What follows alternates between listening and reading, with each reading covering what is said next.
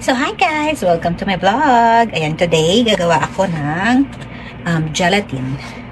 Ito siya. Ayan. Ang flavor niya is blue raspberry. Ayan. Kasi mayroon kaming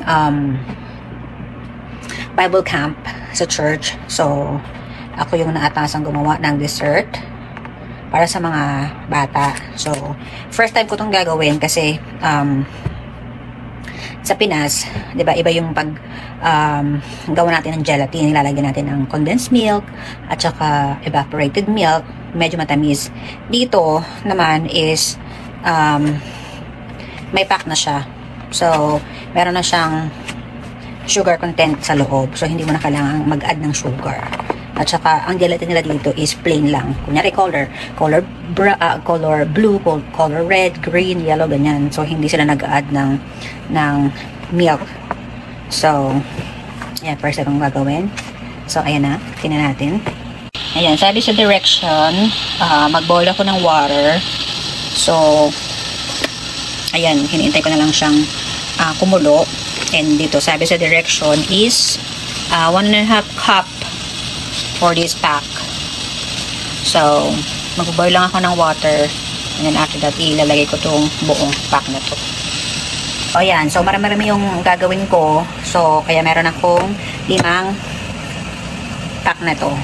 So, for every pack kasi is 6 cup ang magagawa mo. So, tingnan natin guys.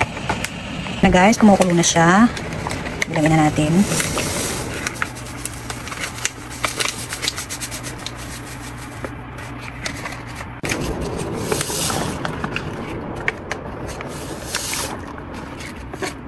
Yan, ito yung last pack. Alright guys, masabi dun sa pack is mix natin hanggang ma-dissolve yung gelatin. Yan, parang similar din sa atin kasi 'di ba? Pinapakuluan din natin yung ating mga gelatin.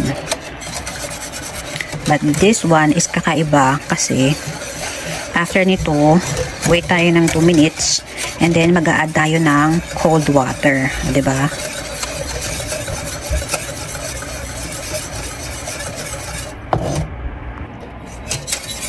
So, ayan guys, lumilinaw na siya. So, it means natunaw na yung gelatin.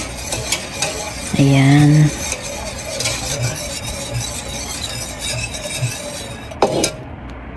So, ayan guys, meron akong another kaserola kasi mag-add pa tayo ng tubig, cold water. So, ito transfer ko siya dito.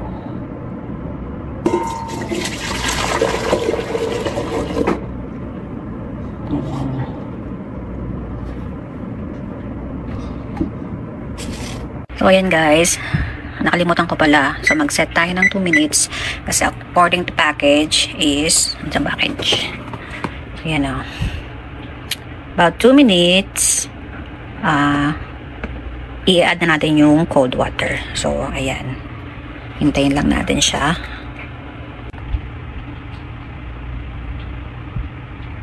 Alright guys, ayan, tapos na siya.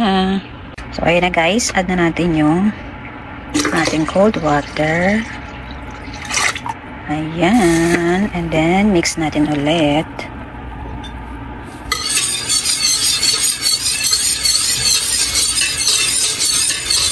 Ayan siya. So, bago natin ilagay sa cup, make sure natin na hindi na siya mainit. So, ayan guys. Ito na yung cup na paglalagyan ko. Ayan. So, i-assemble ko na siya dito para malagyan na natin yung gelatin. You'll win somehow, so give up on the bottom, baby.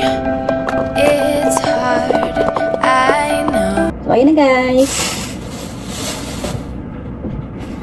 So, ayun na. Itong cup is 30 pieces. So, tingnan natin kung malalagyan nga natin siya lahat. So, sabi sa direction, 1/2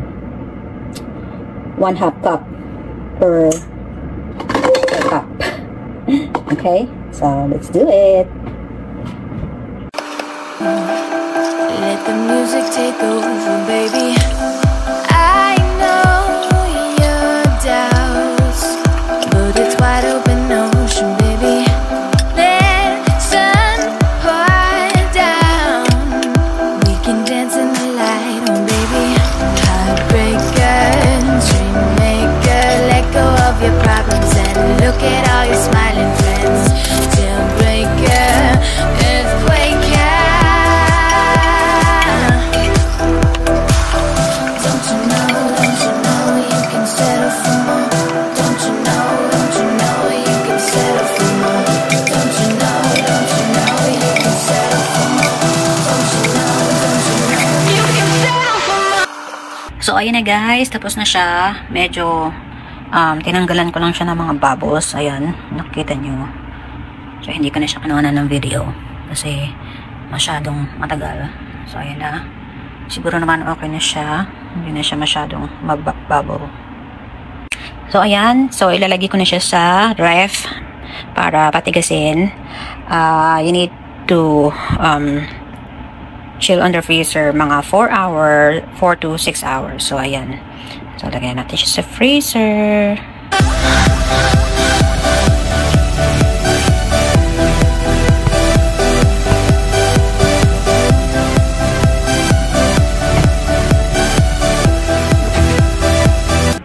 So, ayun na guys. Tapos na, nilagay ko na sa ref. So, yung iba hindi nagkasya dun sa malaking kong ref. So, nilagay ko siya dun sa isa ko pang ref. Diba ang daming ref? So, ayan. So, hintayin natin ng mga 4 to 6 hours kung magsiset nga siya. So, see you guys! Guys, ito na yung jello. Ayan.